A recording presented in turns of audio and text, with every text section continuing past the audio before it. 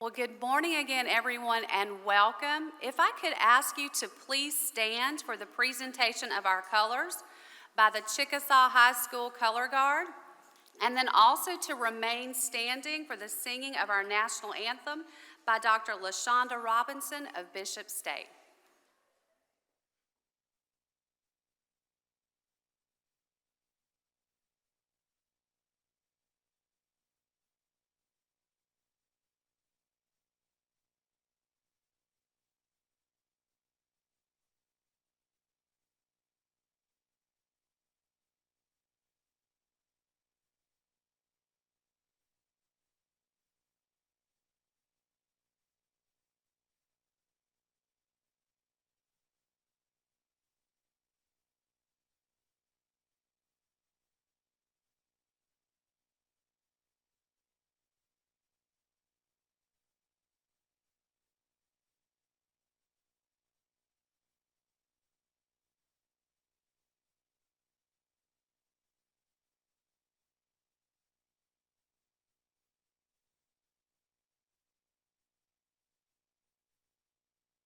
Oh, say, can you see by the dawn's early light what so proudly we hailed at the twilight's last gleam?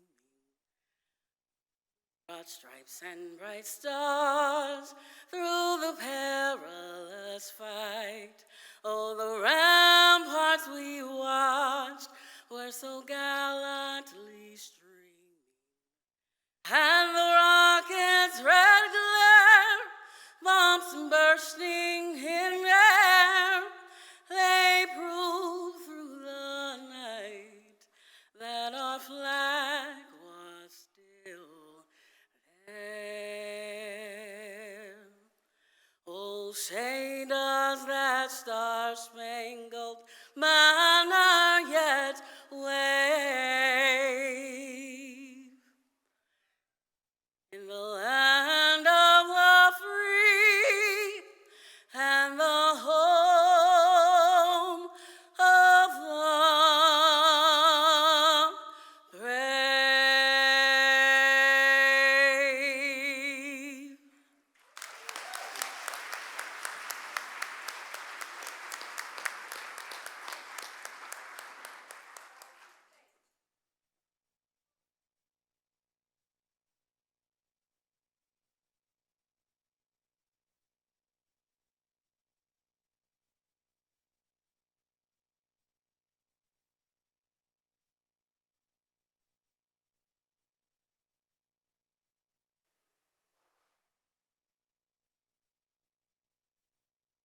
You may be seated. Thank you, LaShondra, for that beautiful rendition of our national anthem and for being with us today. And thank you again to the Chickasaw High School Color Guard under the direction of Mr. Little for presenting our colors. Could we give them a round of applause, please?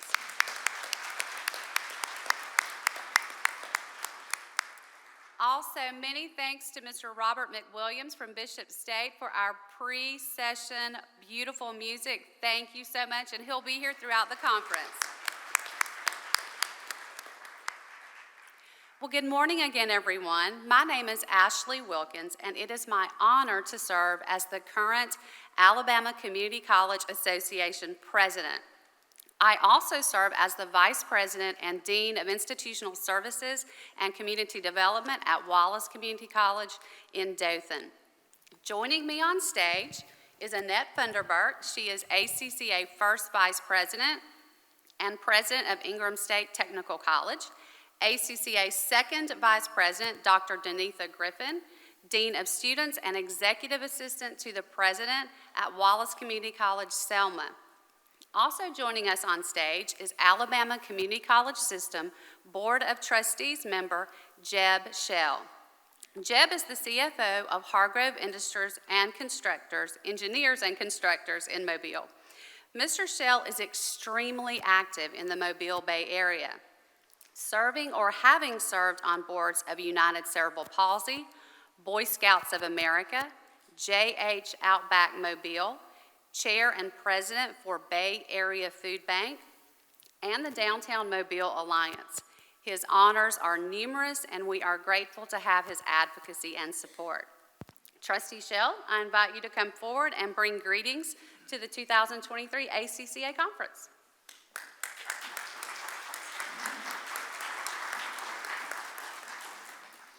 Good morning.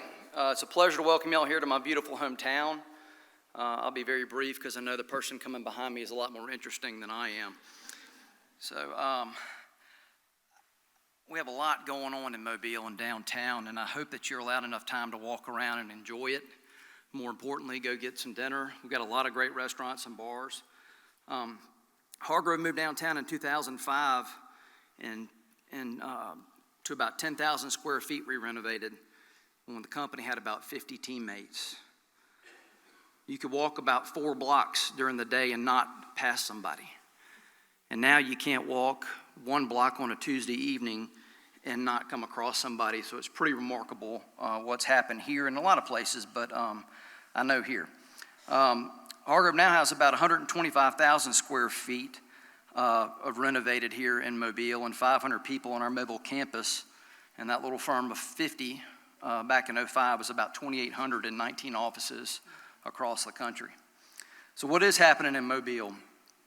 The Port of Mobile, your port, you might not hear that enough, but it's your port, and we're all responsible for making sure we take the advantage of what comes into it. It's the largest economic driver in the state with $85 billion annual impact. Right now, they're spending $350 million to deepen and widen the port, and it's going to be the deepest port on the Gulf and the first port of call for ships. They don't want to go all the way up to New Orleans. They can come straight here and unload and get out quick. $2.5 billion I-10 bridge project is underway. The airport, we're in the process of moving the airport to downtown and spending $300 million, and that will come on board in the fourth quarter of 25. We've got just under $500 million of capital investment happening.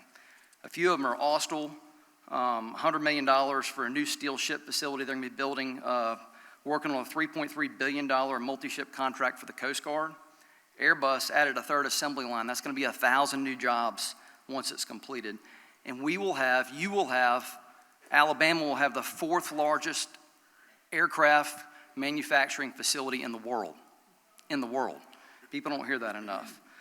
Still a possibility of that tanker that was stolen away from us, so we're still holding out hope that we'll get another shot at that tanker.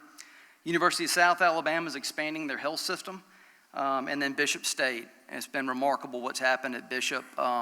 Coastal is doing great. They've done great.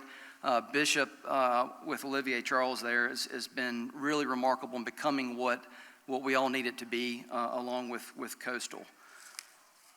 So the Alabama Community College Association, y'all were founded in 1958, and looking at all the things that Ashley sent me on what y'all stand for, I kind of boiled it down to 3 words: promote, communicate, and coordinate.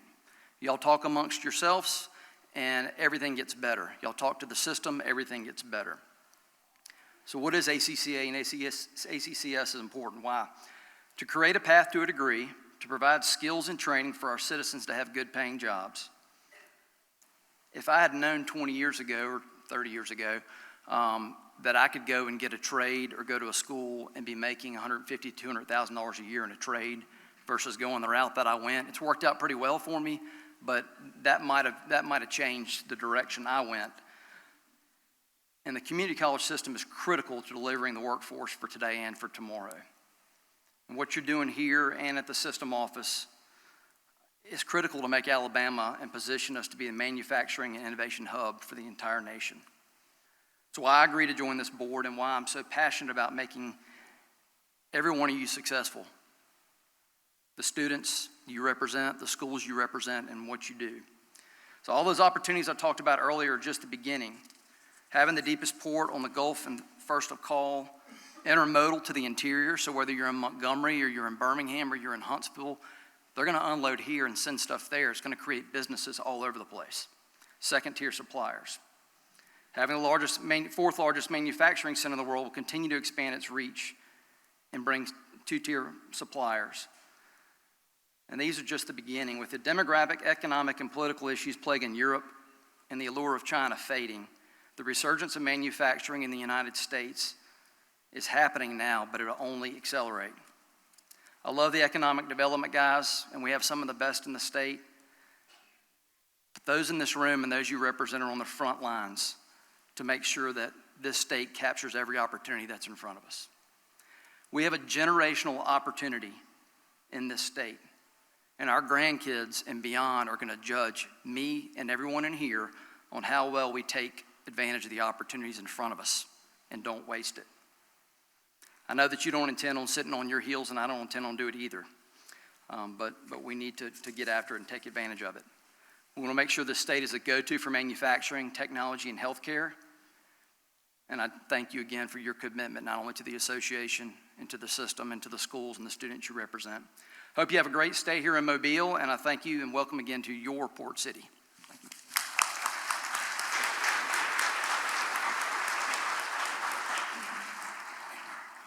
Thank you, Trustee Shell. He gets it. He absolutely gets what we do, and we appreciate you and all you do for our system. Thank you for your advocacy and your support. And I think we can all say we've had a good time in Mobile so far, so we're looking forward to more fun. Thank you very much. And now, on behalf of the 2023 ACC Executive Committee, I welcome each of you to this year's conference. We are very excited to be back in Mobile, to see colleagues, to renew friendships, to create new friendships, and also to celebrate the Diamond Jubilee of the Alabama Community College system. This has been an amazing year. So far, we have showcased Diamond alumni from our colleges, highlighted the incredible work that our institutions do, and we have been focused on creating a better and brighter future for all the students we serve. With that in mind, our emphasis this year has been on honing our leadership skills, no matter what roles we play in the institution. Each of us has the ability to play a critical role in getting our students to the finish line, no matter what that finish line looks like. To draw attention to this focus, the ACCA Executive Committee has identified polishing our diamonds, leading from every level as this year's conference theme. As you can probably imagine, it takes an incredible team to bring a conference together. And I'd like to take a moment and thank our ACCA Executive Committee for its efforts. If you're on the Executive Committee, would you please stand for a moment and be recognized? Thank you all.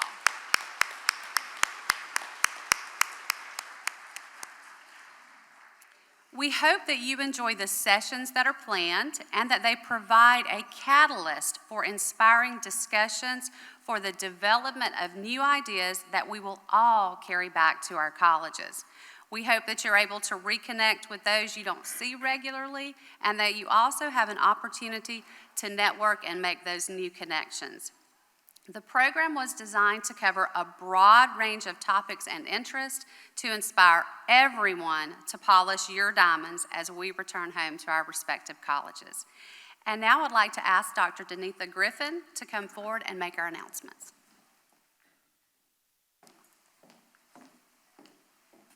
Good morning. Good morning. Oh, that's real weak. Good morning. Good morning. Absolutely. I have some important information. First, your name badge is your ticket for the conference meals and refreshment breaks, so please wear your badge throughout the conference. Door prize winners will be announced at the general session each day. If you win a door prize, please pick up your door prize at the registration desk after the last general session on Tuesday. You must show your name badge to claim your prize.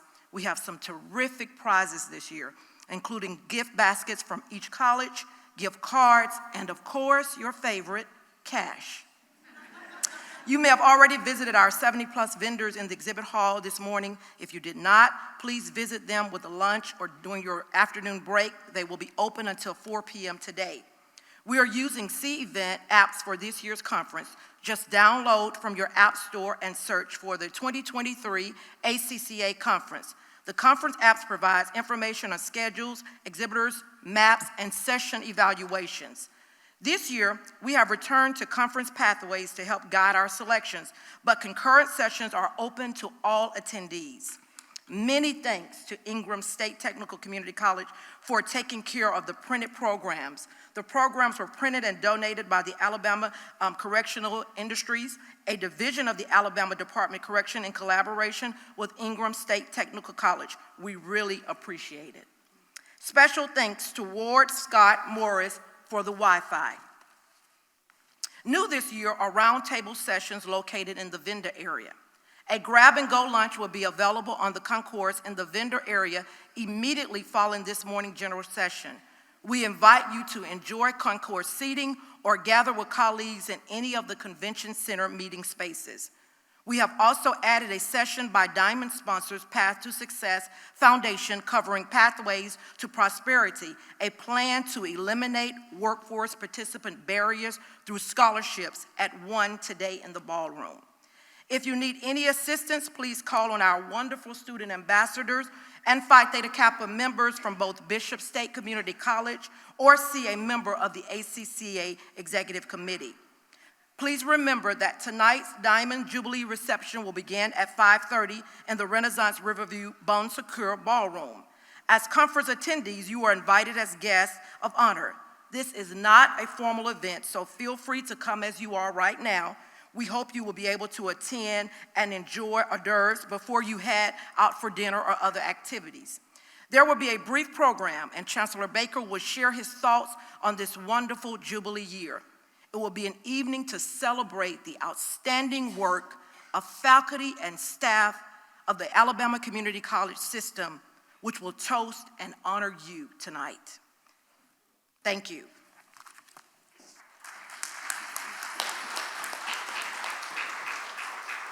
Thank you, Danitha, and we do extend a heartfelt invitation for you to attend the Diamond Jubilee reception this evening. It is in your honor, so please make plans to attend. And speaking of diamonds, we have several diamond sponsors of our conference this year, and we'd like to invite them on stage, and as I call their name, if they'll all step forward, they're going to bring greetings to you and give a little bit of information about their organizations and why they felt it was important to sponsor this year's conference. So we invite Diamond sponsors Patty Houston, Executive Director for the Path to Success Foundation, Keith Hunley, Partner for Carr, Riggs & Ingram, Carol Coleman, Marketing Director for Ward Scott Morris, and John Havoca, Sales Representative with Verco, to come on stage and bring you greetings.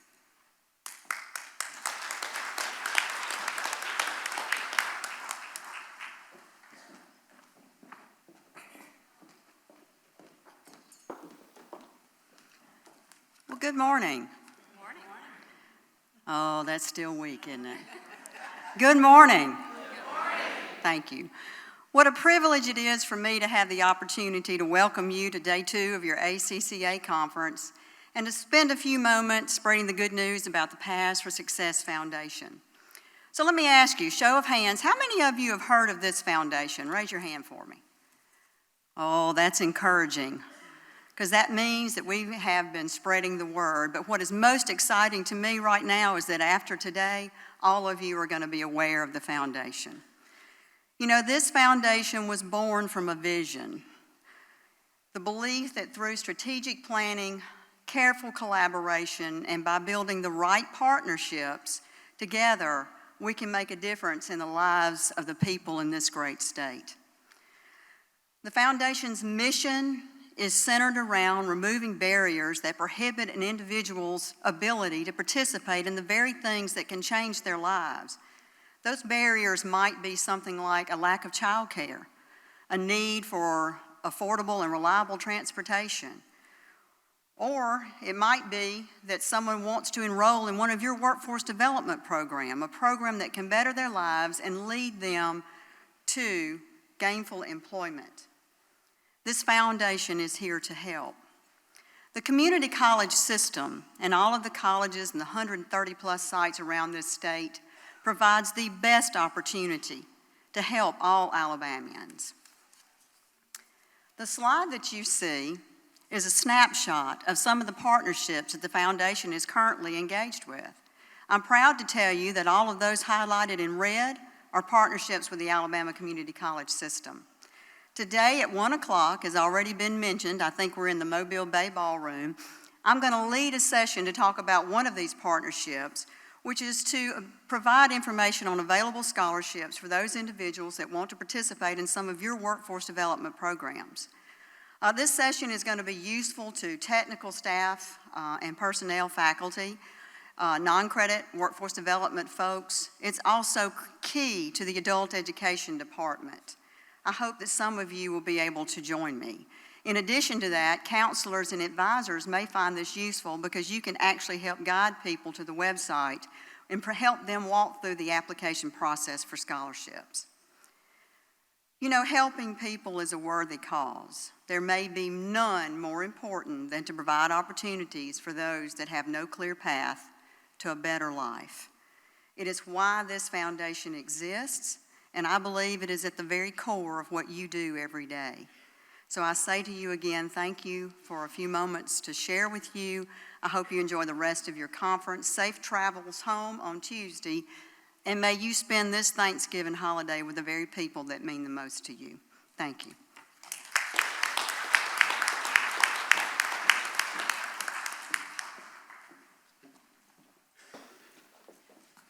All righty, good morning. I made some notes. I was going to talk for some, you had a little script developed here, and I walked away and forgot the most important part of this. So I'm going to wing it. This can go really good or really bad. We'll know in about 2 or 3 minutes. Again, good morning. My name's Keith Hundley. I'm an audit partner with Carr, Riggs & Ingram, or CRI. We're an Alabama born and bred firm, started an enterprise several decades ago. We've grown to have 70 offices now in 12 states and in Mexico as well. We're a full service firm, auditing, accounting, all those fun, interesting topics, consulting services. We do a little bit of everything. I'm proud to say we work with 6 of our state's community colleges. And I've got a story for you about one of them in just a moment. I'll tell you that I think you'll find really, really entertaining and interesting. Anyway, you know, if you're interested in joining the other 6 colleges that are with us, come by and visit us. We have an exhibitor's booth right around the corner. We'd love to speak with you. You know, normally my time in front of groups like this, and I'll be doing this next month at a group in Phoenix, teaching things like on the uniform guidance. Those of you who do grants know what the uniform guidance is, or about sexy subjects like internal control and fraud, that kind of stuff. Would y'all like me just to go ahead and jump into one of those? And no, please don't do that to us, no. So that's a little bit about our firm. You know, again, happy to speak with you if you'd like to know something more or need some help with something. We're a full service firm. We can pretty much do anything you need. Now, moving on to one of my stories that I want to tell. A couple of them. Actually, I've been thinking a lot since we've been working with the community college system, and I start to notice more and more things. And I thought, I drive by Enterprise. I keep calling it Enterprise State Junior College. I know that's not, you guys are Enterprise State Community College now, but in my day when I went there, it was Enterprise State Junior College, so I'm a product of Enterprise State Community College. Our founding partner, Bill Carr, was in the first graduating class for Enterprise State Junior College. So, you know, when I think of our community college system in the state, and I hope you guys all realize this, y'all are an incredibly valuable resource for this state, not only educationally speaking, but in the workforce development, job creation. It's funny, I dropped my wife off for a nail appointment a few weeks ago, and I ran some errands and told her I'd come back by and pick her up when I was done. And I did. She wasn't quite ready. I walked in just to kind of hang out and chat with her. And the young lady doing her nails, and I've started noticing stuff like this, and it made me smile when I saw it. Hanging on the wall behind her desk as she was finishing up my wife was a diploma. And right in the center of that diploma, up at the top, was LBW. We have anybody from LBW in the room? I can't see because the lights are kind of, I heard some applause. Good job. Anyway, it made me smile. Because it just reminded me of what you guys do. I don't know if y'all really understand the importance you have on the community and the economic, everything in our state. That young lady was probably in her early 20s, and she's a business owner now. I hope she goes far and does great things with her business career, but she's a business owner. I remember what I was doing when I was like 22, 23. It was not thinking about starting my own business, unfortunately. So one last thing, on a high note. Excuse me. Reed State Technical College. Do we have anybody from Reed in the room? Yes. My friends at Reed are here. So I got a phone call or email from either Dr. Boykin or Lynn Stedman or someone related with Reed late summer, and they wanted to talk about the audit. So, okay, so we talked, and it turns out they're in the process of going through accreditation, and the SACS COC people wanted the audit. They wanted the most current audit. And I'm like thinking, great, give them the 9/30/22 audit. No, that's not what they wanted. They wanted the 9/30/23 audit. And I'm like, okay. And they wanted it by November 15th. And I said, okay, we need to all talk about this. And then they actually came back and said, well, we want it by November 10th now. So, okay. So anyway, I don't know how many of you guys have started your audit process. Probably some of you have. But that was doing the math, 31, 10, 41 business, that's actually 41 calendar days to get that done. That's kind of unheard of in most places. The publicly traded companies in the world, the Boeings, the Walmarts, the McDonald's, the Toyotas, those kind of people, depending on the size of their company, have 40 to 45 days.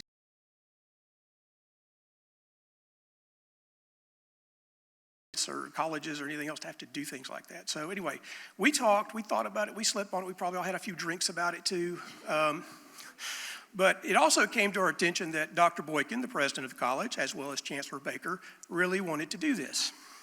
Y'all all know what really wanted to do this means when it's coming from the chancellor or from the college president. Everybody's not, yeah, it means you're going to do it.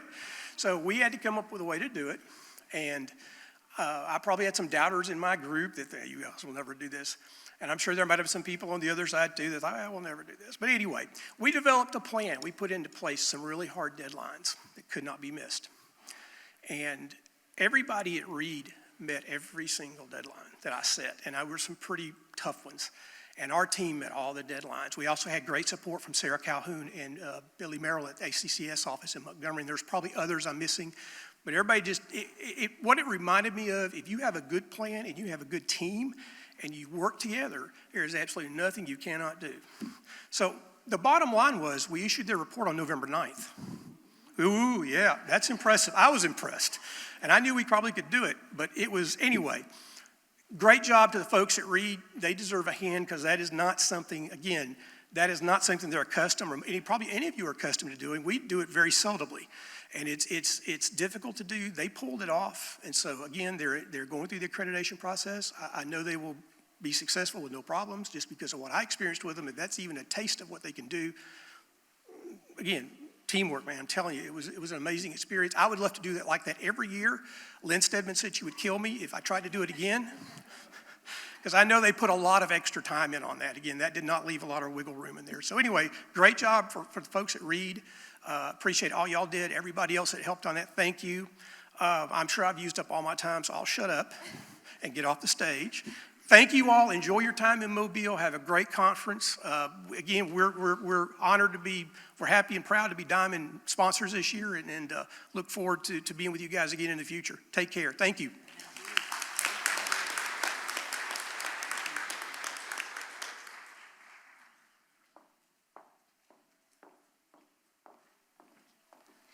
Good morning. I'm Carol Coleman with Ward Scott Morris. I'm the marketing director, and what that means is I have the funnest job in the entire firm because I get to come meet all you great people. I have a lot of familiar faces in the room, but I've had the opportunity to really meet some incredible new people. We have a great booth. If you haven't seen it, I have some fabulous door prizes that you need to come sign up for. Why we chose Diamond sponsorship is because, like you, we like to shine, and I want to shine with you. We are so proud of our whole sponsorship with the college presidents, with the community college system, and we value every aspect of it. We have just celebrated our 40th year in business, most of that in the education market, 85% of it. One of our famous things, we've done work with a really small university known as the University of Alabama. We've built some dorms for them. And we've also done some work with community college and hope to do more. Everything starts with a conversation. So if you'll come to my booth, I can tell you more about what we do and what we can do for your school, but we do master planning, we do roofing, we can help you with budgets if you're not sure exactly how much money you would need to do a project, if it's even feasible for you to do it, discuss renovations. And some of you in the room may say, well, I'm not a president or a facility person, and I wouldn't ever be involved in that, but you may. Because if we're doing something to your library or your classroom, your input is valuable because you're the person that utilizes that space every day. So thank you again for the opportunity to be a Diamond sponsor. We will continue that sponsorship from now on. We've had a great time, so we thank you so much.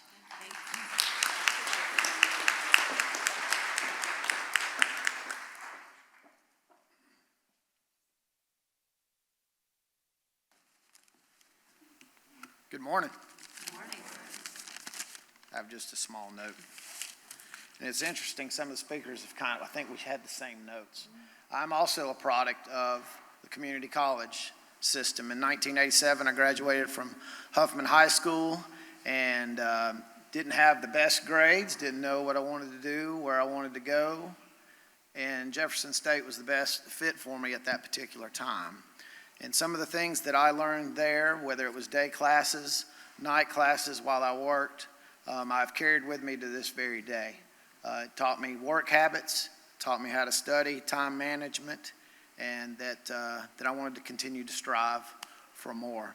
So I'm a product of that, and I appreciate that. I don't take it lightly. I highly encourage it for any of the schools. To friends of ours who kids don't know what they want to do, and I was like, hey, take your core classes, your core classes. You might do that too. But take your core classes, save some money, work, and get those knocked out.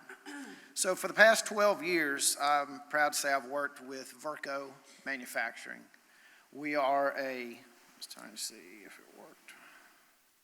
There we go. We are an American-owned manufacturer of classroom furniture. We do a lot of work with the K through 12 industry. We also do a lot of work now with the higher ed, and that's what I was going to share with you in just a few minutes today. We're based out of Conway, Arkansas. We have 3 plants there. We have 2 plants in Torrance, California, about 2 million square feet of warehouse space and manufacturing space. I cover all of Alabama and the Florida Panhandle. Thank goodness to a GPS, because I would never know how to get anywhere. So if you took a school and you turned it upside down, anything loose that falls, we can do. But for today's purposes, I want to talk to you about 3 different areas. So like a Baptist preacher. I'm going to talk to you about 3 things. First area is classrooms. All right. With a lot of the higher ed, a lot of the career tech classrooms, we're seeing tables, and I have a booth by the registration center, by the way, so please come by. So we can do skinny tables, seminar tables, face forward. We can do what I brought today and put together and sweat running off my nose yesterday. We can do tilt-top tables, multi-purpose type spaces, modesty panels. We can do computer labs. Jefferson State, some of the folks are here today. We've refreshed many of their spaces, the nursing building and many classrooms. Pickens County Career Tech, we've also worked it as well. Wallace State's also been a very good partner, and we've helped them with some of their campuses. We also, if you don't want tables, we also have the ability to help you with desks during COVID. It helped to have some separation between the students. Students are bigger now, so whether you're petite or you're small, you can move your chair back and forward, and we can help you with that. This also leads to greater collaboration, so you can push them into groups or you can separate them. We also have them in different heights. So again, we want to inspire, we want to help you connect with your students, and we feel this is a tool to do that. Another way that we also help is in the dining area. I had cafeteria, but I'm like, okay, I'm talking to higher ed. It's dining area. So with the dining area, we have, there we go. We can do a lot of different things. It's not so institutionalized. When people are paying money to come to your schools, you want them to have a nice inviting area. We can help you. We can work with your architects. We can do the drawings. I just did this with Gadsden State, and it looks really, really beautiful. We did some booth seating, bistros, You can do soft seating. This is a picture from Gadsden State. It looks awesome. Couldn't be more happy. And we're also doing it on the high school level. So when these needs arise, we would love to be an option for your system. The last area that I wanted to discuss to you that a lot of people have gotten excited about, a lot of the ladies have, is the soft seating in our booth. How you can really take your lobby and your common areas and jazz it up and make it an inviting place to hang out. Because a lot of community schools, I've found, colleges, are transit. So how can we keep the students on site? How can we create a better space? This is one way to do that. So again, we can work with you on your soft seating, for your front lobbies, in your common areas. Media centers have changed. So those are all different things that we can help. And like I said, I've been with the company 12 years come June, and would welcome the opportunity to have an in-person meeting with you. And I appreciate your time. Thank you.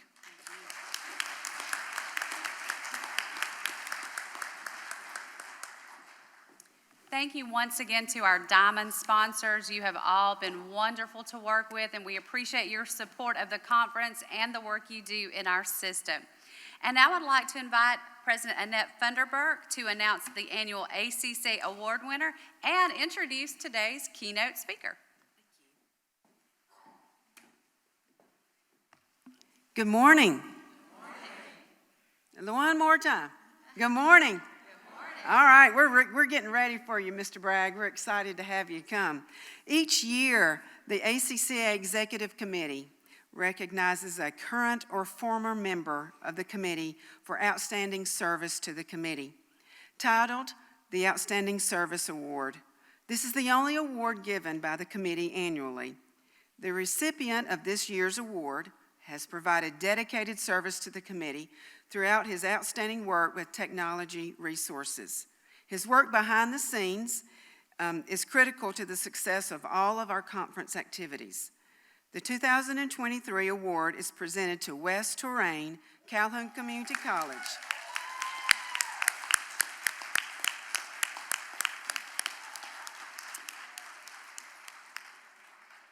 He's having to get up from behind, from behind the scenes to please join us in congratulating Wes, as we are so pleased and proud.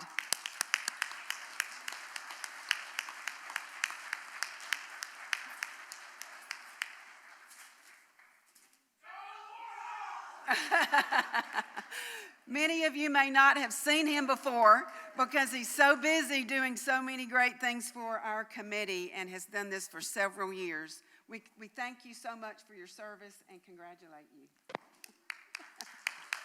I got tricked. You want to say something? No. I got tricked. I just realized everybody knew this but me, right? We couldn't do what we do without him and his committee that he brings with him. And looking behind the scenes, we thank all of you for all that you do for setting up.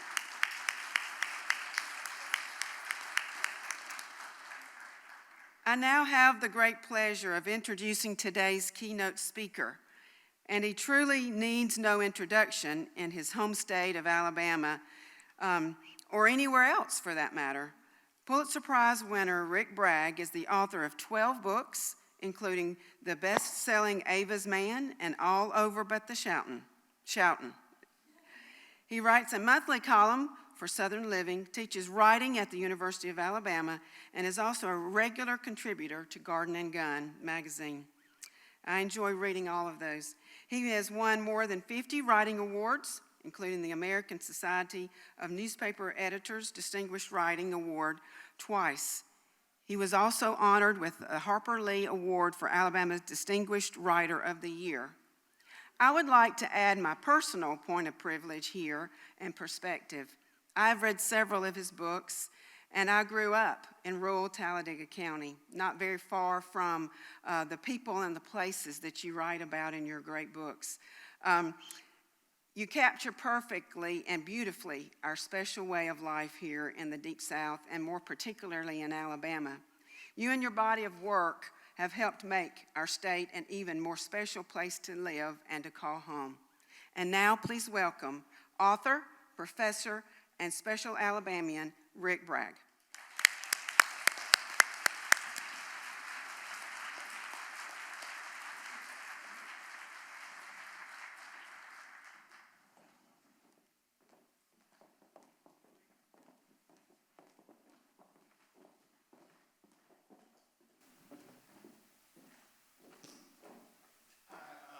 Apologize for doing this sitting down, but 2 weeks ago I discovered the joy of the sciatic nerve, and I think it was the last thing that I could have. Y'all are all much younger than me, but everything else I've already just kind of got out of the way. You know, every getting old thing, I just eased it on out of my life. Still here. And I was beginning to be smug about it. You know what I mean? Yeah, I had non-Hodgkin's lymphoma, but slowed me down a little, you know, 27 kidney surgeries. I didn't even slow me down. And then this. And this is how I know that there is indeed a God. Because what he is doing right now is getting even with me for everything I have ever done. And boy, is he getting even. But what disappoints me more than anything else is, you know, how many of y'all have had sciatic nerve issues, right? Everybody eventually gets it. You got that to look forward to. And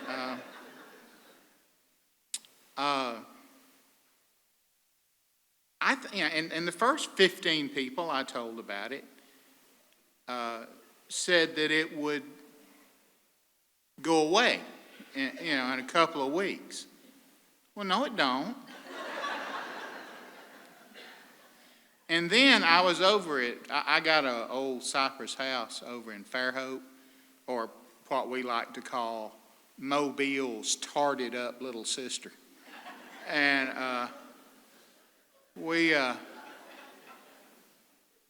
and all them rich people over there on that side of the bay, they can't just have sciatica. They have complications with it, which requires surgeries and physical therapy. So now I'm really scared to death. I don't even want to go home. And if my dog wasn't waiting on me, I wouldn't. And but the worst thing I heard today was from you, who told me, and I'm not making this up, you just put a tennis ball on the ground, on the floor, and then you kind of get your back, wedged against the tennis ball and just roll it back. Now think about that for a minute. Yeah, that might work if you're a gymnast or a ballet dancer or a jockey.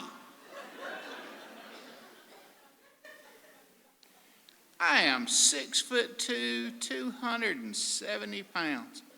Can you just imagine me trying to even find it with my back?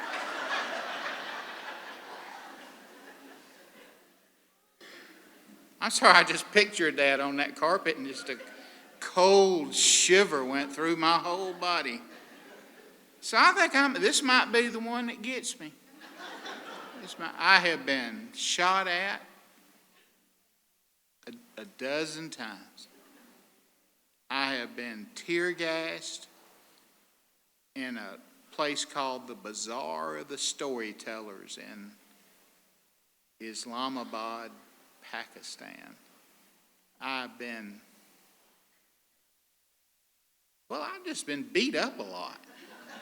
been hit in the head with a chunk of concrete. And that was, that's all after I left Northeast Alabama. I got beat up every day in Northeast Alabama, but, it's been a hard go. So if I just pass out up here, I guess y'all just go on to lunch.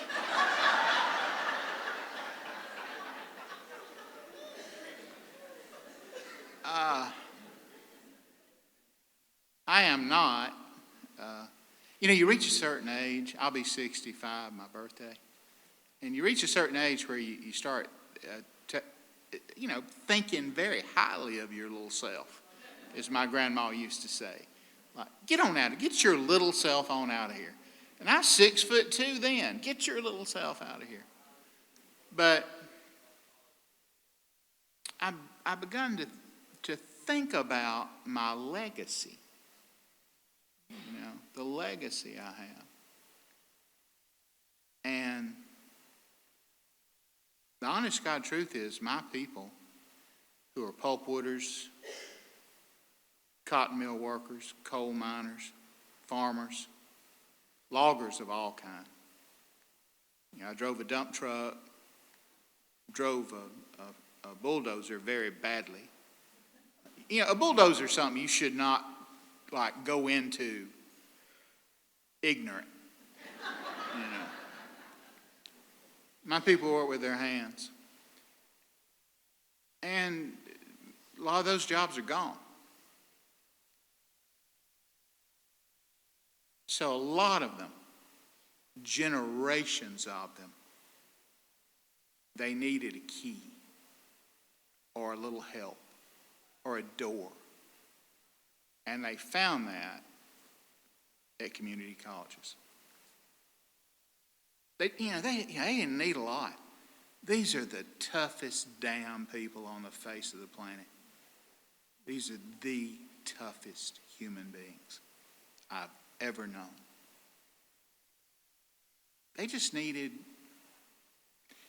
to get somehow from the problems and the kind of forlorn nature of their kitchen table after a layoff or a slowdown to a class to maybe learn something in another direction, or to learn something in the direction they were already moving in that might help them, hold on to a job or get a slightly better job.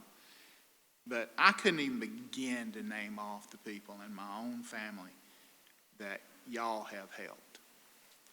And I don't have to make that up. I don't have to think hard about it. It's just a fact, And I have not done my part in supporting them.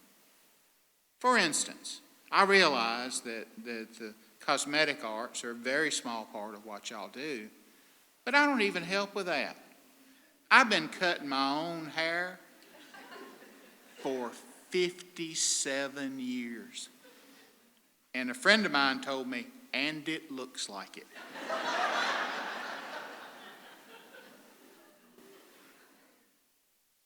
But I want you to know I'm going to try to do better. I'm going to try to do better.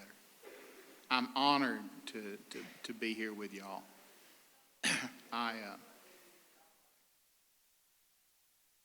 I'm especially honored because of that connection. That connection. You work in my craft. Writing business runs on two things. It runs on ability and pretension. Ability and pretension. You can have all the ability in the world, but you're going to need a little pretension. I was not built for pretension. My mama raised me and my 3 brothers. One of those, little brother died from simple dehydration from the fact she could not get the health care that she needed. Raised us by herself. My daddy was a Marine in Korea. He killed a Chinese soldier by holding his head underwater. And he never quite made it home. And so I'm not really built for pretension, you know. Someone asked me the other day, and I hate this redneck. What is a redneck stuff? Don't y'all hate that? You know, what is a redneck? You know you're a redneck if, you know. And then they say something stupid, you know, and insulting. It's not that complicated. You know you're a country boy if you have ever seen your girlfriend throw your class ring across the parking lot of the TGNY. If you have seen it go, y'all know the sight, don't tell me you haven't. And it goes skittering and bouncing, and you never see it again. You know, it disappears in all the broken glass and bottle tops. You know, then you might be real, you know. But in my business, they don't really want real. It's amazing to me that we have had 8 New York Times bestsellers about poor people, about working class people in the state of Alabama. That just amazes me. I guess they think they're on safari. Y'all know what I mean? When they read it, I didn't know them people existed. You know? I didn't know that. And then they see me, and I'm not making this up. I work with people at the New York Times who thought that my accent was an affectation. Who would talk like this if they didn't have to? Who would talk like this? Cut their own hair, you know? Call up the people who want to bring you in for a speaking gig and say, is casual all right? Because you've only got one jacket. I've had the same damn boots. I'm not making this up. For 31 years. We got a good boot doctor in my hometown. You know. But who would talk like this if they didn't have to? And I got to thinking about, you know, my people and just the way we are. And I guess that makes sense. I mean, look, you're on a plane. You're on a plane and you're flying from, say, Atlanta to Seattle. And you hit that Rocky Mountain turbulence. And that plane begins to dance around the sky, and the Baptists start to praying, and the Methodists start to praying a little bit, and the Lutherans just start looking mean.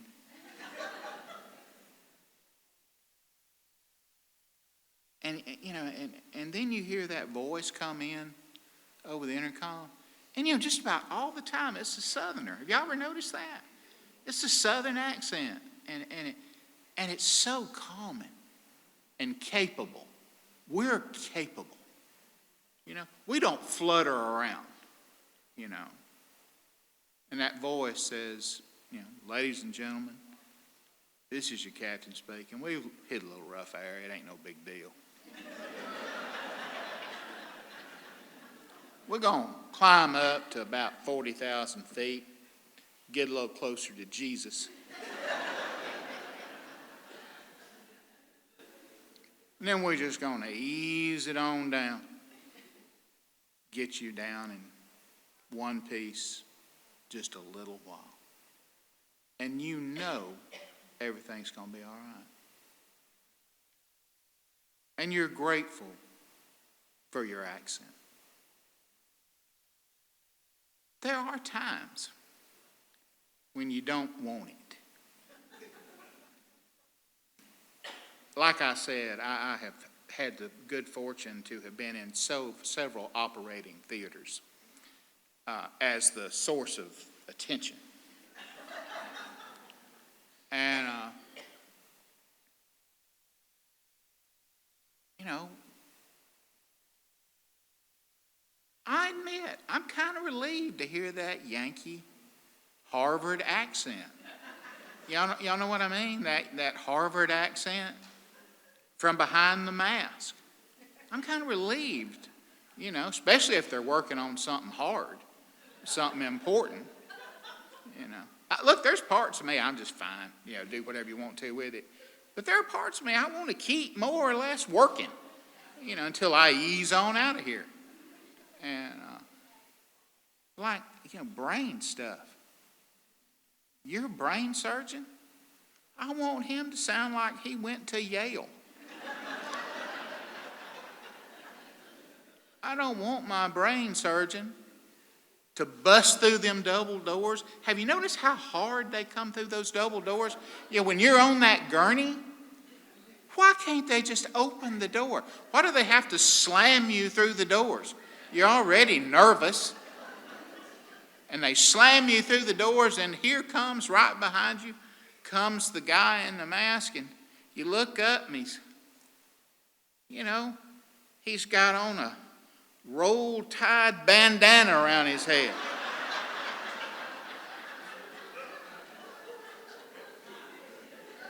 He looks down at you and says, "Yep, this is going to be a roughing." You don't want that.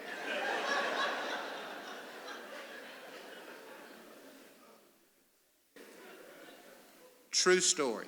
And usually when a Southerner tells you it's a true story, y'all know what I'm talking about. Then you start rolling your pants leg up because it's about to get deep in there. But I have also been blessed with about 200 kidney stones because of all the rich living I have done. See, that's another way you know that there is indeed a God, because,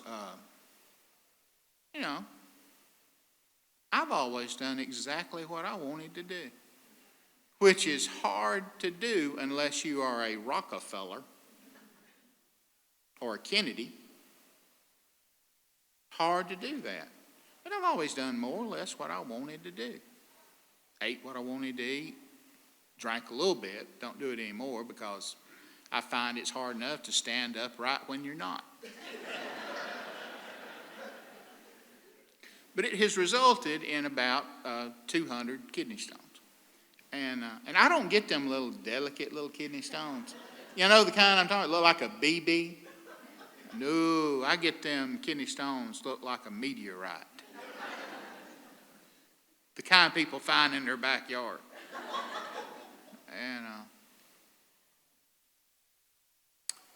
And they put me in the operating theater there at UAB. And it was a serious operating room.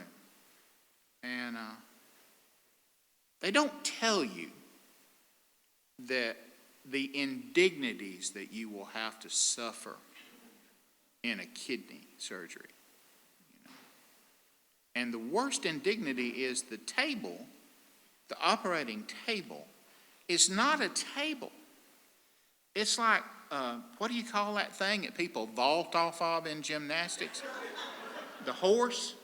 Is that called the horse? Or it's humped like that.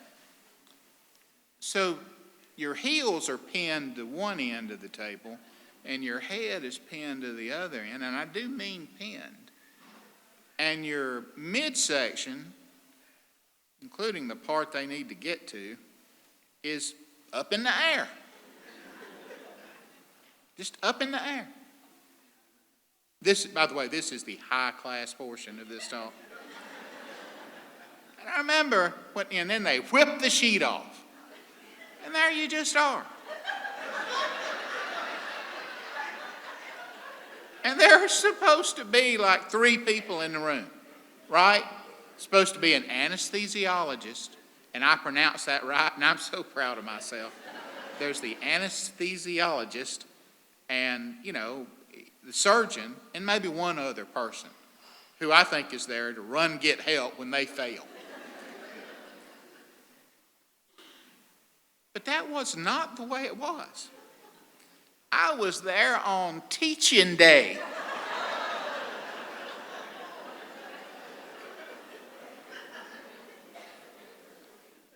So I'm laying there looking around. And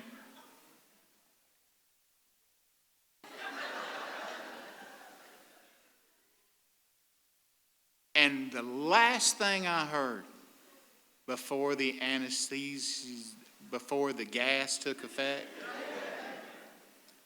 were these words from the accumulation, and they were all young women. That's Rick Bragg.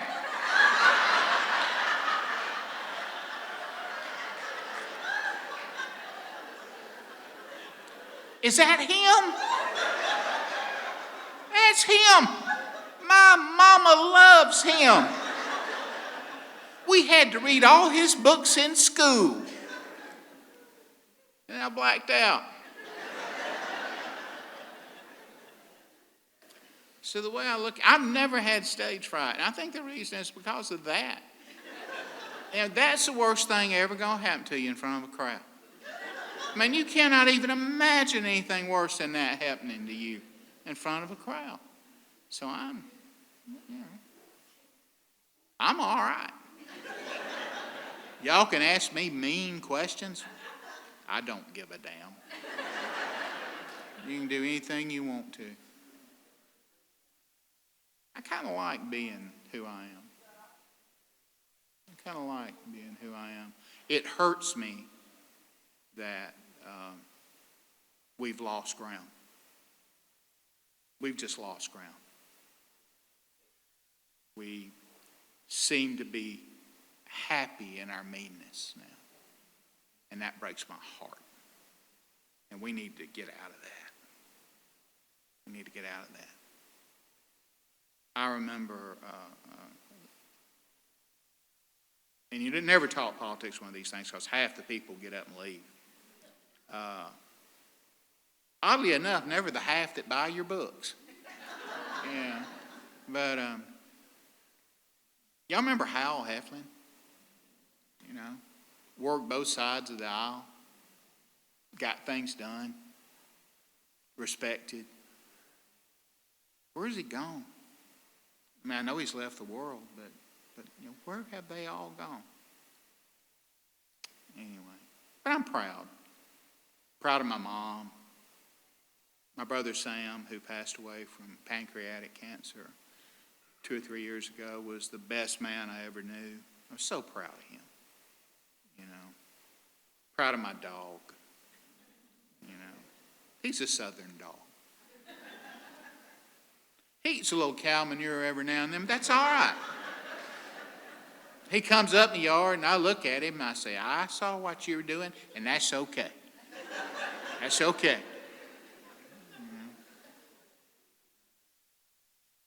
But I kind of like being who I am. But that pretension thing, you know. Tell people you're a writer. And they look at you and, like you said, you cut out paper dolls for a living. And again, you know, even today, when I go home, it's about 5 hours from here. When I wake up tomorrow, I'll go get livestock feed. You know, I'll go, may go get barbed wire. You know, I still burn brush piles as big as this auditorium. The only thing that's happened in my life is I have a slightly better pickup truck. And I was able to buy my mom a couple of houses. But it bothers me when you tell people you're a writer and they look at you, especially working folks. They look at you with a pity, something akin to pity, like I get on a plane, and I always sit next to the second biggest guy on the plane. I never get to sit beside a gymnast, you know. And, they sit down, and I know them. I know them. They got on them denim coveralls, and their hands are cracked, and have got grease rubbed and burned into the skin. And they're squint-eyed, from staring at the sun. And they look at me and they ask me the last question I want to answer. What do you do? And I turn it around on them and I say, what do you do? And I'm not making this up. This happens all the time. Well, I work on the pipeline up in Alaska. It's all right except for the permafrost. Permafrost is bad, And sometimes while I'm welding, I'm, kind of in my own little world, and I don't hear the grizzly bear walk up behind me. But I've learned if I turn around and touch them with the end of that welding rod, they'll run off. Now, what do you do? Now, understand, been shot at, been beat up, covered militant Islamic fundamentalism and the outbreak and wars and coups in Haiti, and covered inner city violence and prisons. But that just doesn't, that's not what rock. When you say you're a writer, that don't come to mind. So you say, I'm a writer. And that big old whipper says, well, I bet that's fun, ain't it? Or another big whipper, 6'3", 6'4", burnt absolutely like old bacon. Been in the sun so long. What do you do? Turn it around. Well, what do you do? I work out on the natural gas derrick out in the Gulf. It's good work if you can get it, except for the hurricanes. And every now and then we have a blowout. We have to go swimming. But that ain't so bad unless we've been throwing our trash out and the bull sharks are circling. But I found if you'll just ball your fist up and hit them in the nose, they'll run off. Now, what is it you do? And then almost divine intervention drifted down across my shoulders. My mom did not like the first house I bought her. 4-bedroom brick house on a hill. Who don't want a 4-bedroom brick house on a hill? She didn't want it because it had too many light bulbs.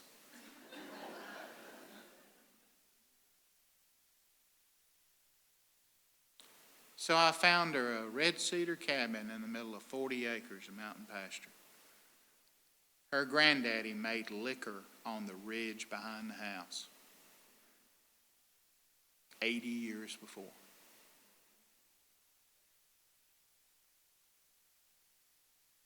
The best thing about it, it came with a whole pasture full of Hereford cattle, including 2 big bulls. They fight all day. Get out a young bull and old bull. Old bull's got smarts. Young bull's got everything else. To be brutally honest with you, I'd rather be the young bull. Because I can tell you this old bull stuff ain't working out that good.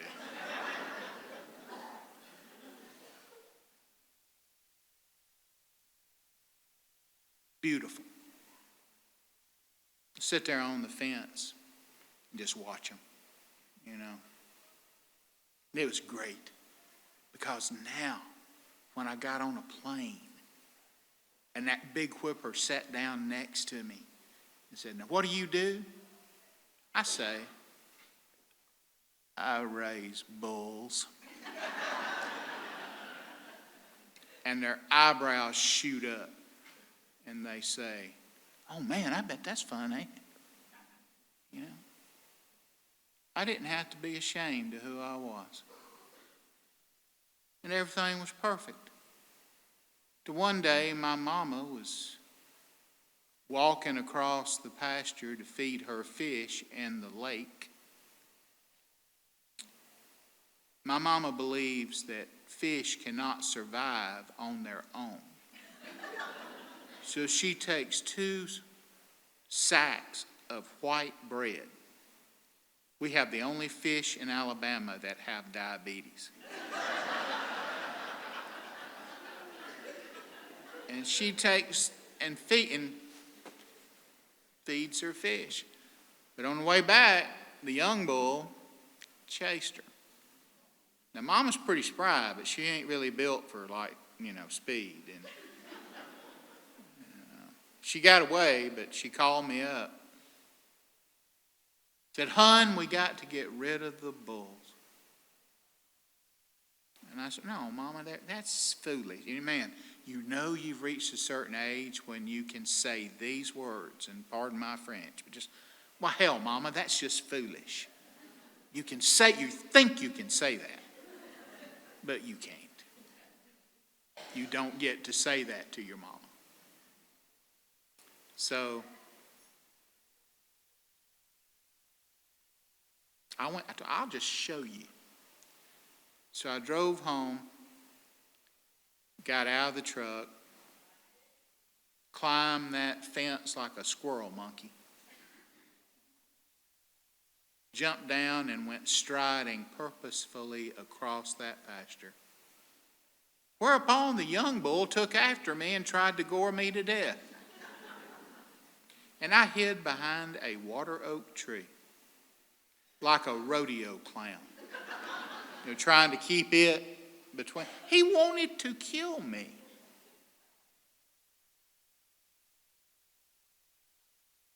And he pinned me there for about an hour with my mama standing on the porch going,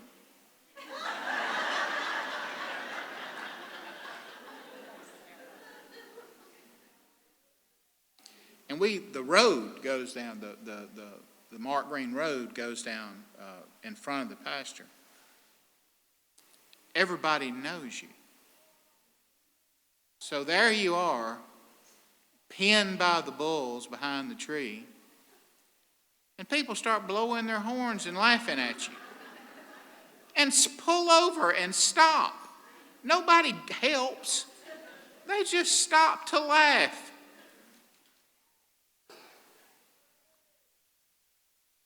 After about an hour, I got mad. So I went looking around for a stick. And above my head, about 10 feet up. Now, 10 feet don't mean much when you're 25. But when you're 45, 50, 10 feet, man, that's a hard jump. And but I got a running start. Not too far, because the bull would have got me. And I leapt up with my gazelle-like leaping abilities, grabbed hold of this dead limb, and it snapped off right in my hands, just right, about the length of a baseball bat, and about the thickness on the end. And I thought, yeah, now we'll see. So I stepped out from behind the tree and cocked that baseball bat in my hands and discovered one of the fundamental truths about animal husbandry. Bulls don't give a damn if you got a baseball bat. I like to kill myself. I cut my hands all up on the gravel because I fell down from fear. 2 weeks later, pasture's completely empty. You could hear the wind blow across the barbed wire. It was empty. Another 2 weeks later, I get this call. "Hon, do you think we can buy something to put in the pasture? I mean, it's so lonesome." I said, "Mom, I know where we can get some good bulls." She said, "No, I've been thinking, what do you know about miniature donkeys?"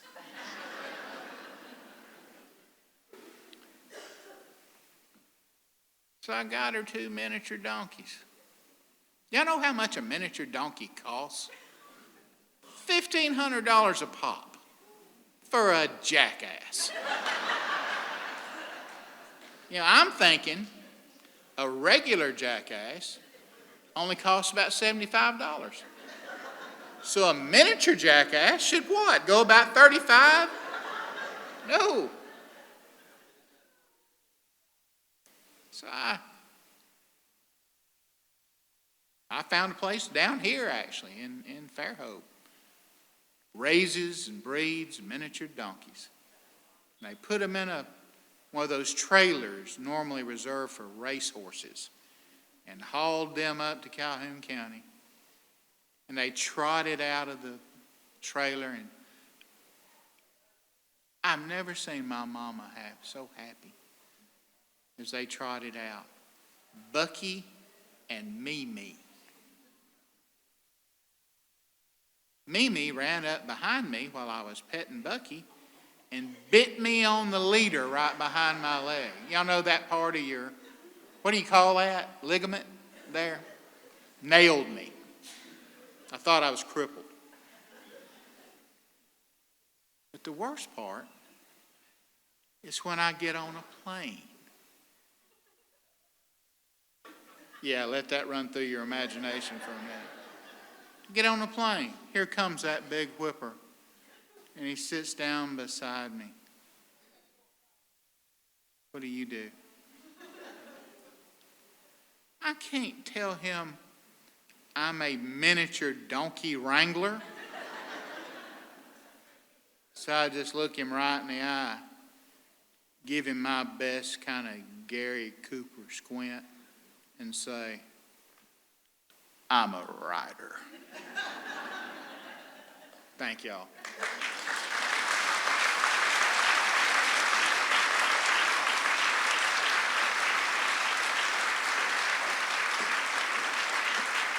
Will we run late? All right. No, if anybody has any, I'll be happy to. It's, you want to take, why don't we take a few questions? I would much rather talk with you than talk at you.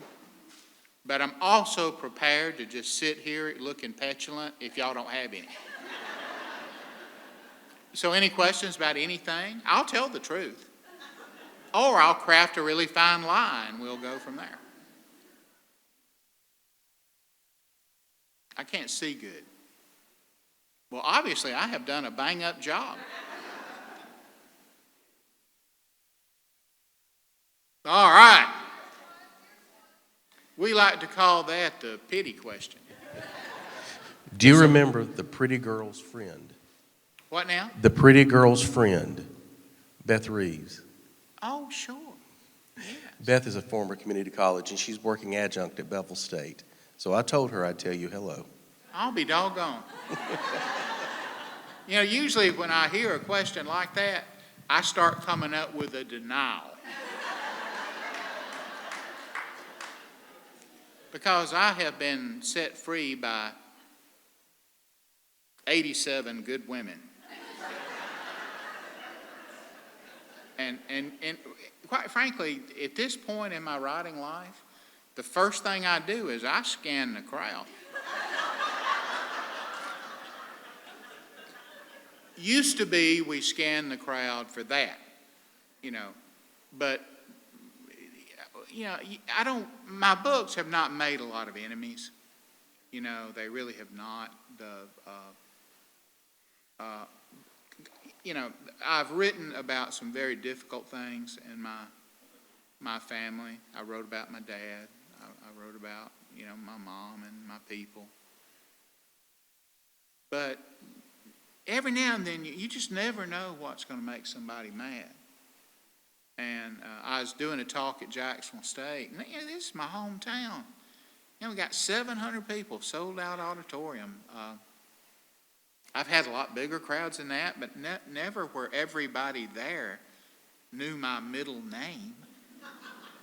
Which, by the way, Rick Bragg, I'm named for Ricky Ricardo, the only boy in the foothills of the Appalachians named for a Cuban band leader.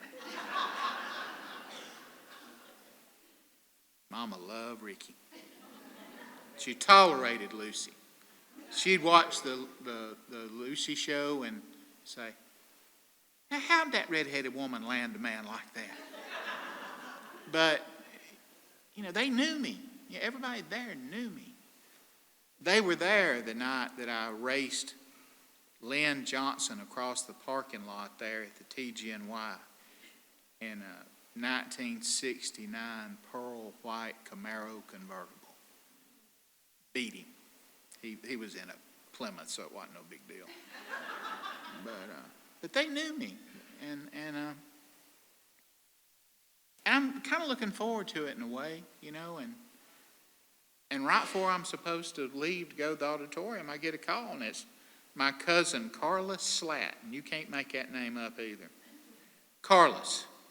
We pronounce it Carlos, but it's Carlos. And he was named, his daddy named him in 1937 for a label he saw on a crate of Mexican apples. Only Carlos in that part of the world. And back then. And Carlos said, "Rick, you can't go on tonight." I said, "Why ever not?" And he said, "Your cousin," I won't use his name because he may be in the crowd. He said, "Your cousin's said if you walk out on that stage, he's going to cut you." I said, "Well, what did I do to make him mad? Did he read something that made him mad?" And Carla said, "No, he can't read."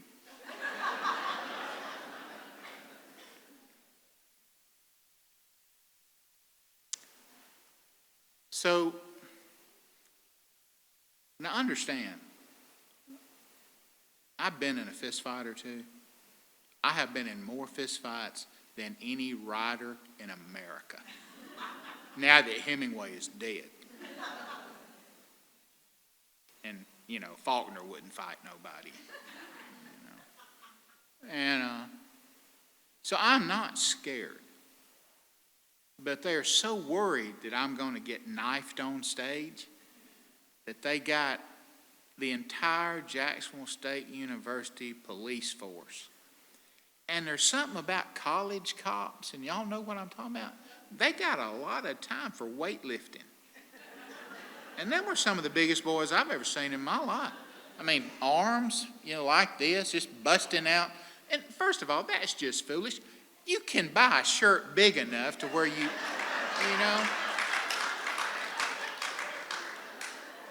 Look, this is a XXX long. I could get by with a XX, but I just ain't impressed with showing anybody all my particular curvature, which is all curving in the wrong direction. And quite frankly, curving toward the floor.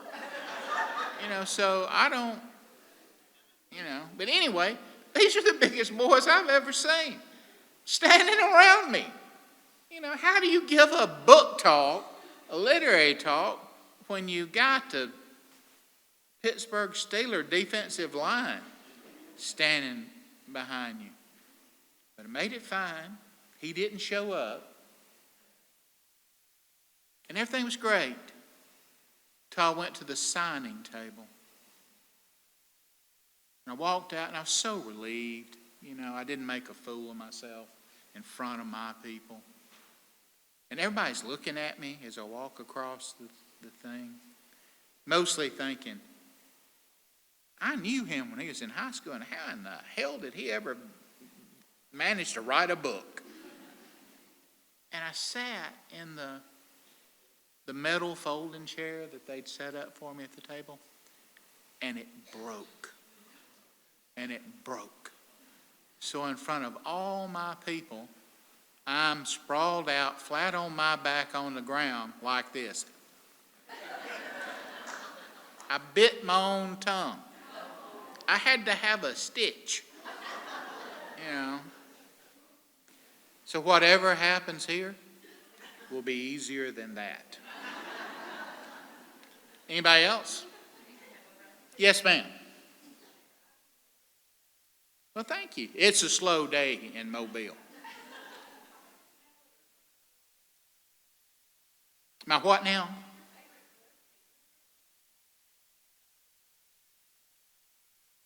That's a good question. That second one, though, is really hard to answer. My favorite book will always be All Over But the Shouting. I've probably had more lucrative books, but you only get one chance to write about your mama. And the fact that she didn't hate it, I asked her, I said, Mama, if we're going to be honest, there's going to be some rough stuff in that book. And she just looked at me and she said, oh, baby, I lived it. You think reading about it in a book is going to bother me? So, I think shouting was my favorite. I had more fun doing, like I loved Ava's Man. My granddaddy made liquor. And he did time in the federal pen in Atlanta for making it. When I wrote that he made liquor, all my aunts got mad at me. My Aunt Gracie Juanita said, Hon, all you wrote about in that book was Daddy making liquor. I don't remember him making liquor. And I said, well, he made it for 25 years. And she said, well, yeah, but he never made that much. So to be able to, he died the spring before I was born. So that was just a blessing to write that. Imagine to be in your 40s and go find yourself a grandfather, by interviewing all the people that knew him. So that was heaven. That was heaven. So that was my favorite, But some of the more recent books have also been an awful lot of fun. Some of them were not necessarily a joy. They were very difficult. I wrote the biography of Jerry Lee Lewis, the killer. And how could that not be fun? Until he decided to show me the .357 Magnum that he used to shoot his bass player. And he waved it around too much.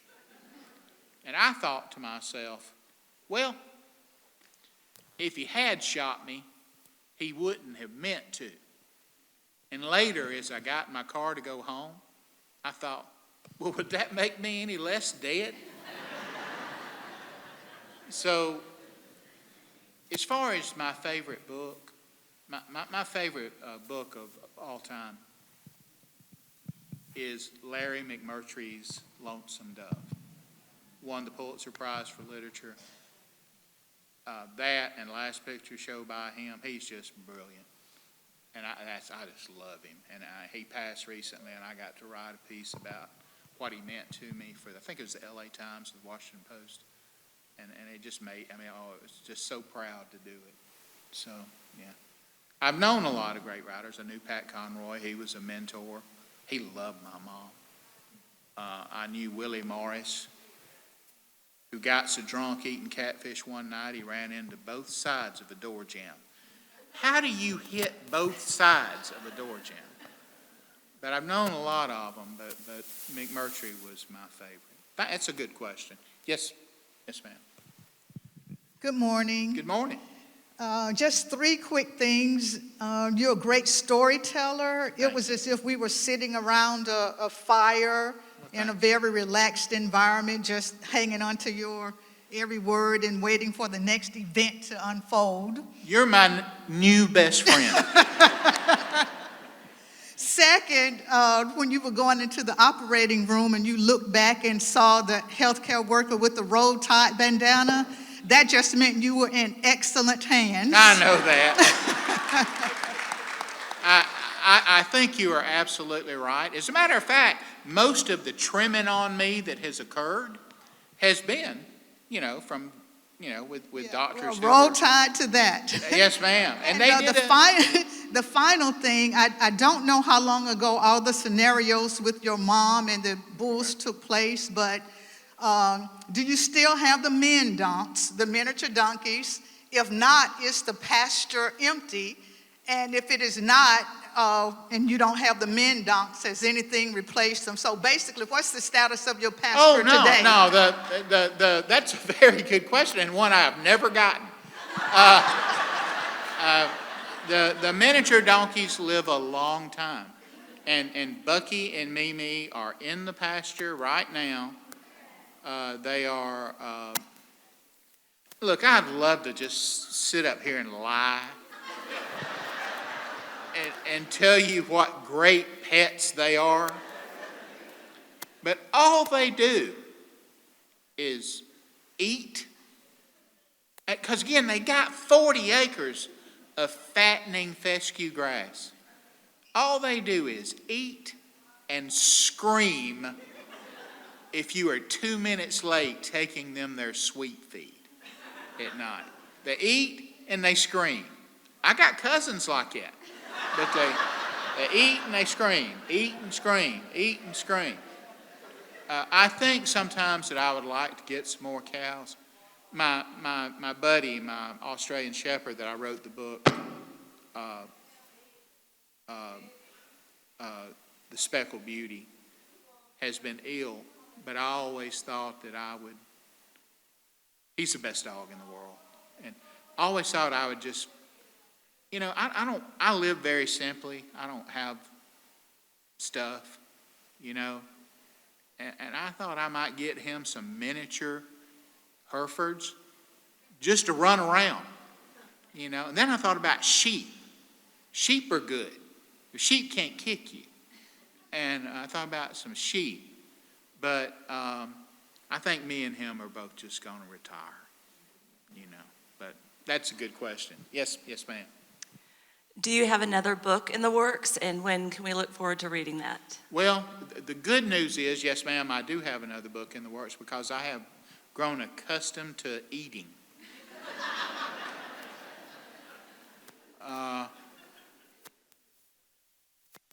The bad news is I wrote the first couple of pages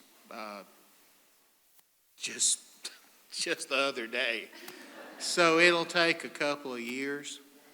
But again, depending on how this sciatica goes, I'm telling you, if this sciatica don't improve, I might just give up the ghost because I don't want to live like this. That's awful. But I'm through whining about that. But I'm thinking about, we're going to do a novel, and this is kind of sad. Most of my people are gone. All that is left of my immediate family, my blood kin, is me and my mom and my little brother Mark. And all my aunts and uncles that fueled those books, their memories, fueled those books. My grandma, my Uncle Jimbo, who, told me so many stories that wound up in my books. Like I saw him walking through the cemetery. He's passed now, but right before he passed away, I saw him walking through the cemetery, just walking. And it was such a gothic thing, that when I saw him at the food outlet, that's our supermarket. When I saw him there, I said, "Jim, I saw you walking through the cemetery." He's 96, 97. I said, "Are you all right? Are you going there so you can talk to people that you loved?" And he said, "God, no, son, that's where the widow women are."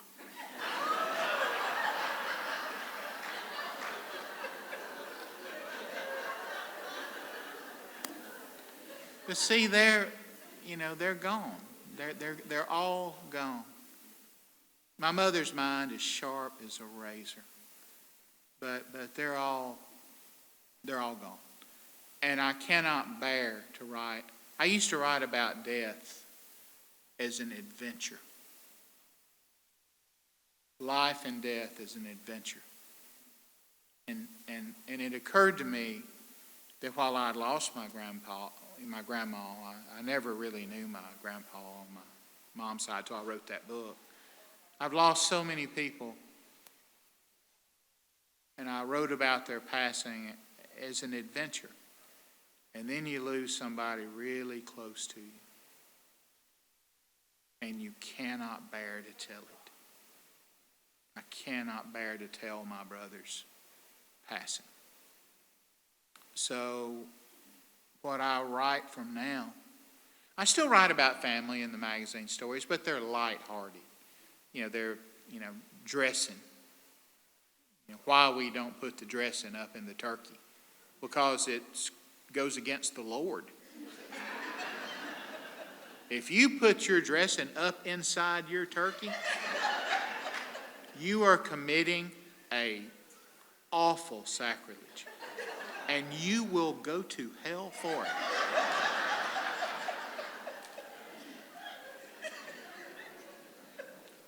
But I can write those silly things about that, but I can't really think about my brother, and I know, and my mom's going to live forever.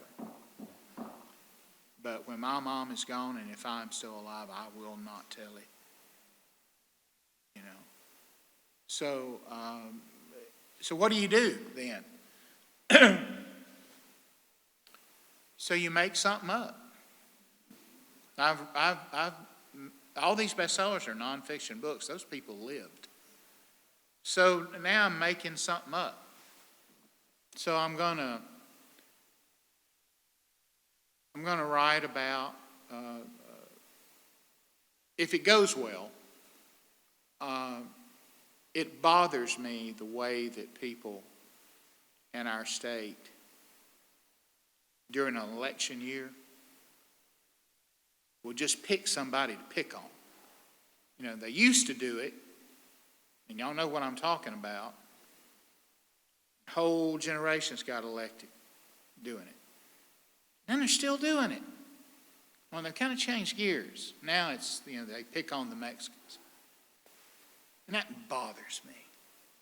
I hate a bully. So I'm going to build a crime story. I got to thinking, watching one of those political ads, I got to thinking, don't they know that some of these old boys out there will watch that and they will act on it? They will act on it. So I'm going to create a crime. And it'll be a terrible one. And it will be a story of, our people, how they react to that and how they solve it. And, but I found it's a lot harder than I thought it was. Making it up's hard, So I'm muddling through it. And, and it may be pretty good. But the beautiful thing about being old, it don't matter. Right? It doesn't matter. Yes, ma'am. So you tell a lot of stories about your mama. What's your mama's favorite story to tell about you? Boy, that's dirty. I really had a high opinion of y'all until that came out. Okay, there are a couple, and I'll be quick because I know y'all are probably hungry. Never talk before lunch, because there'll be somebody out there, their blood sugar's slipping low, and they're looking at their watch and looking at you in that, they do that parrot mouth. They suck their lips up into that little tight little, But one was, this is a rough story. My mama always wanted me to know that my daddy was not all bad. She wanted me to know that my daddy was not all bad. And when I was a toddler, I was older than a toddler. I was about 5. But I was, believe it or not, y'all won't believe this, but I was small. I was small and puny. And I was bad to get to croup. Y'all all know what the croup is.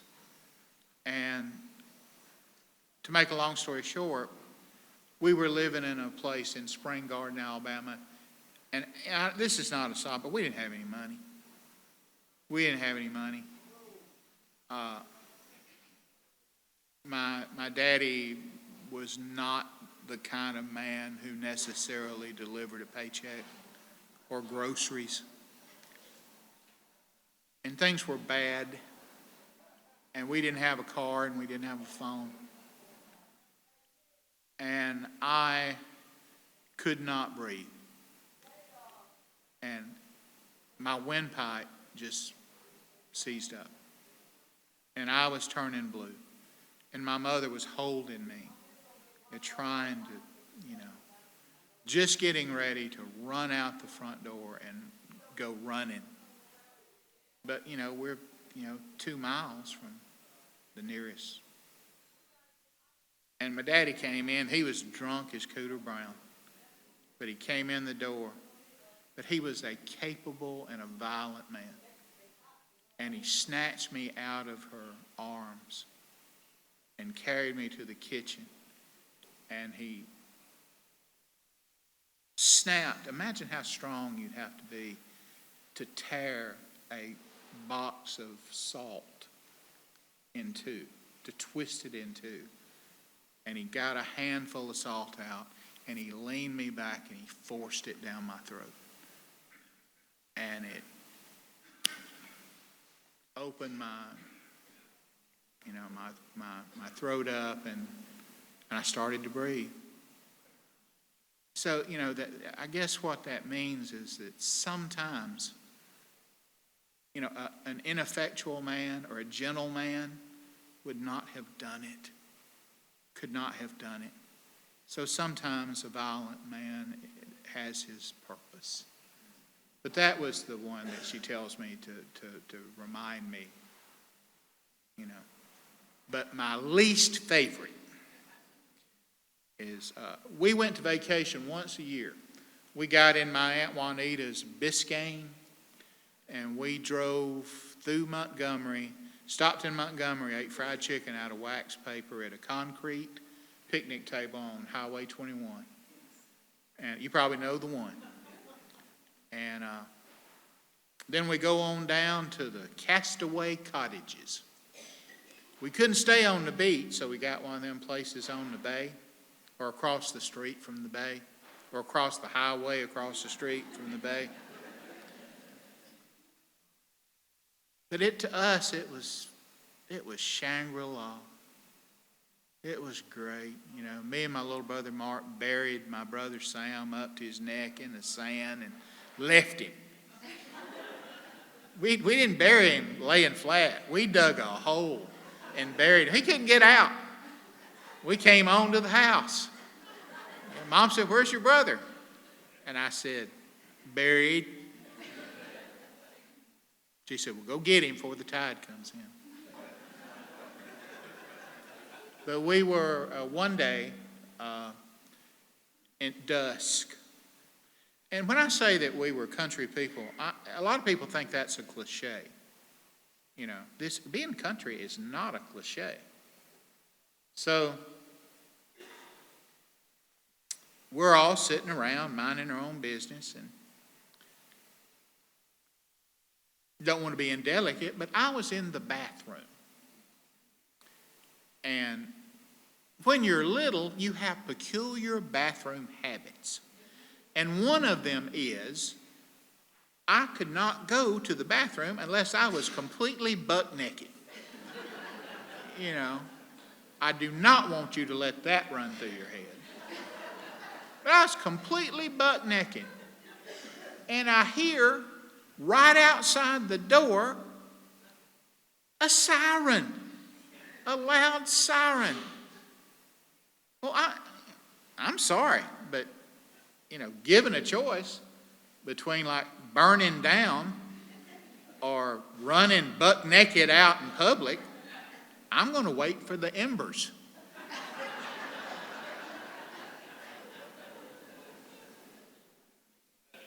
And then I hear this on the door, because these are Southern women. They worked in sweatshops. They cleaned other people's houses. They cooked for other people's children. They had needles go through the thick of their fingernails. These are tough women. And I hear on that door. And it was my mom and my Aunt Gracie Juanita. And they got a hold of that doorknob, and it was one of them cheap imitation brass doorknobs. They twisted it off the door. And doors popped open, there I was, naked as a baboon. And they dragged me out of the bathroom naked, out into the courtyard naked, just in time to see the fire truck go by. But it wasn't a fire truck, it was a mosquito sprayer.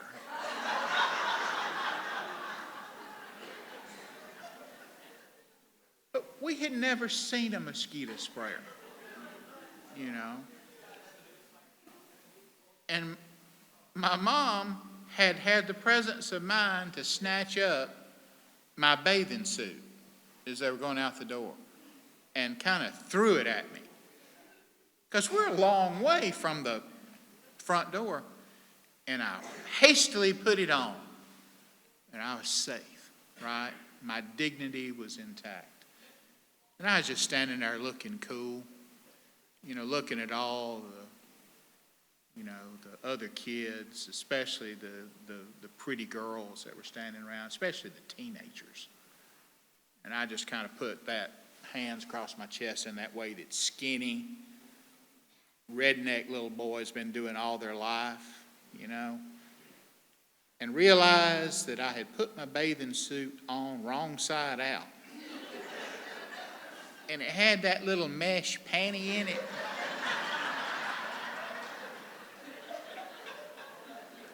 I can't think of any better way to quit.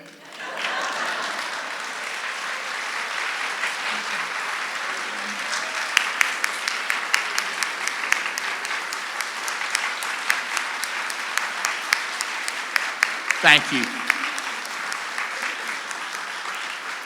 Thank you so much, Rick, for a delightful keynote address. You have had us in stitches, in shock in some moments, and Well, you need a highbrow literary event every now and then. Exactly. But we appreciate your humor, your wit, and your insight, and we're grateful to call you a friend. And I have great news. Rick has agreed to stay during the lunch hour and sign books, so we will get him to the back of the room. Alabama Booksmith is in the back with books. So, Rick, one more time, ladies and gentlemen.